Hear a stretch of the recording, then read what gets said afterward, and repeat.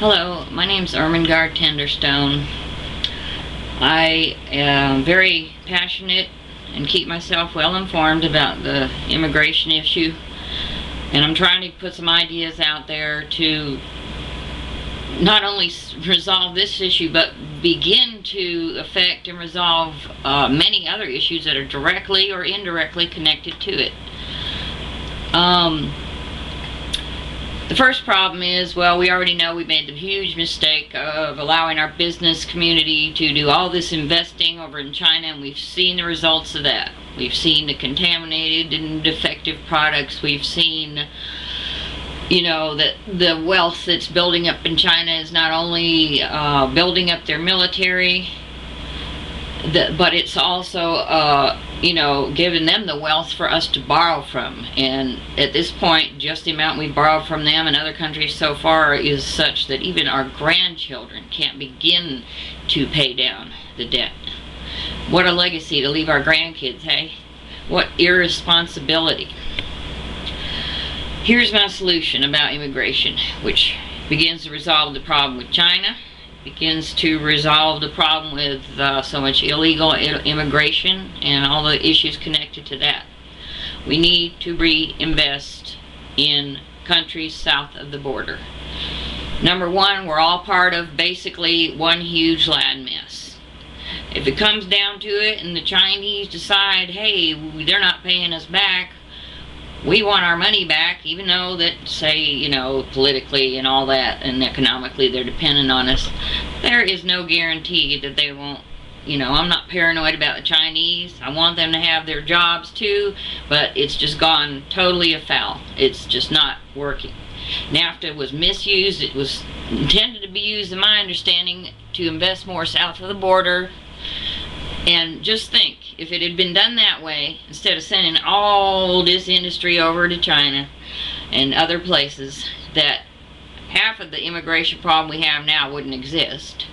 Those people could be at home in their homeland where they really want to be with their families, and the corporations only have to pay them a tiny bit more than the average wage in Mexico. Oh yes, it would cost them a few cents more per unit than it's costing them in China, but that's just too bad. What corporate America has done is irresponsible, it's unconscionable, and it's destroying our country from within. Never mind no terrorists. What these corporations and the government giving them their blessing to do has done is totally pull the foundation out from under us economically and in many other ways. Now, here's the thing. They have to have on-site inspectors, U.S. inspectors on duty in these factories and such. They need to make it clear that no substandard products will be allowed. Any inspector or corporate person that succumbs to the temptation to accept bribes or allow shoddy material or defective material to be sent through needs to be considered a criminal. And those that are U.S. citizens need to be considered traitors, because that's what it boils down to. I can't think of anything more treacherous going on right now in this country than what corporate America and the government that's allowing them to do it are doing. They're ruining our sovereignty, our economy, our stability, everything. And I'm tired of it, and I know y'all are too. But the bottom line is, the very people running around saying, oh, we're for America and y'all are not patriots, they're liars. They're just plain liars. Because here's the thing, when they use the word conservative, they got some stinking nerve. What is conservative about throwing away my grandchildren's future, about throwing away this country and the resources of this earth just so they can have more in their bank accounts, better things parked in their garages, fancier things in their homes, things that don't have anything to do with the true meaning of quality of life. Quality of life comes from within. It doesn't come from things. And I don't care about how much you earn this or you earn that. You never earn the right to destroy someone else's future. How can you do it to your own children and grandchildren? Never mind if you don't care about nobody else's. If you don't have it in your head that this whole humanity on the entire planet all affects one another, everything every person does affects every other person on this planet.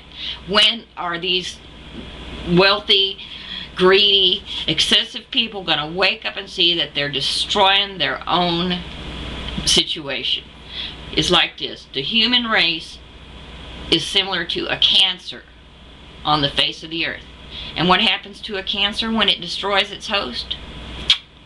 Bye. It has necessarily destroyed itself. So, look at it that way, people. All you out there thinking that, you know, I gotta have this and screw them that don't have because they didn't work for it. The poor work just as hard in most cases, and sometimes harder than the wealthy. The wealthy want their money to work for them because they're too lazy to work for their own money. I'm sick and tired of it. I love my country. If I hear one more person call himself a conservative while they turn around and do all this wickedness, it's destroying our country, I swear. And all these oil executives, we need to get a big vat of their lovely oil, get it to boiling, and dunk them in it. And mind you, I'm a peacemonger. If I'm this frustrated, if I'm this annoyed, just, you know, something's got to be wrong. Because I can look at things from a point of view where, you know, karma will come around, the universe will make, you know, recompense, and it does. But that's no excuse. These people are traitors. They're greedy, and there's these 7 sins, right? Greed's one of them. Lust for power, and all that stuff. That's what's destroying America. You start putting some industries south of the border, and doing it honestly, not just for political advantages or all whatever other surreptitious purposes. You know, do it for the sake of our country, to help our neighbors who deserve it because they're our neighbors, because they're hard workers and they're willing. I know I'm very involved with the immigrant community. I know there are many of them would give willingly go fight in one of our stupid wars or do something to earn citizenship. They're willing to do that because, you know what? Most of them value our country more than we do. It seems like most of these people these days don't have a clue how blessed they are to be in this country. I want to see this country rescued because it's like this close to being all over with for us. We are so close to collapse, and anybody that doesn't see it is just in denial. And I'm not talking about the river. I have a lot of details on this worked out. You know, if any of you can be influential in, you know, furthering this sort of attempt to correct some of these problems, please get involved, contact me, whatever you want to do. I'm willing and able to be active, proactive. People, we all have to get out and do something. We cannot sit around and just complain and talk. We've got to do something. Creative solutions is the key. Virtually every issue that's debated or controversial is discussed from the wrong approach. We always discuss things from the symptoms and not the causes. We've got to start asking ourselves why these things are the way they are, and then we can form creative, workable solutions to virtually every problem we have on this planet and in this country. You don't, you know, cut your arm off and then stick a band-aid on it, but that's what we're doing to ourselves economically, socially. Anybody that has any thoughts, please, I'd love to hear from you. God bless America, and God bless each and every one of you.